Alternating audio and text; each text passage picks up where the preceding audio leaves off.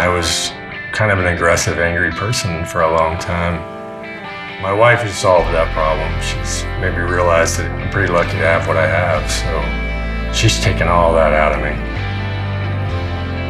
I'm pretty grateful to what we have, what I get to do. She has given me a lot of the character that I have. Taught me how to be humble and fair and nice. And a lot of times you forget that. You just get caught up in everything else that's going around you. You don't realize that, just slow down and take it in a second, relax.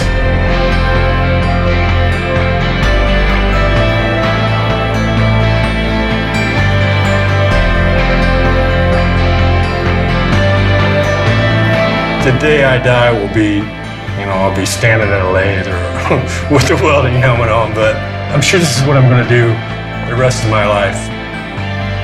I hope it lasts forever, because I'll do it forever.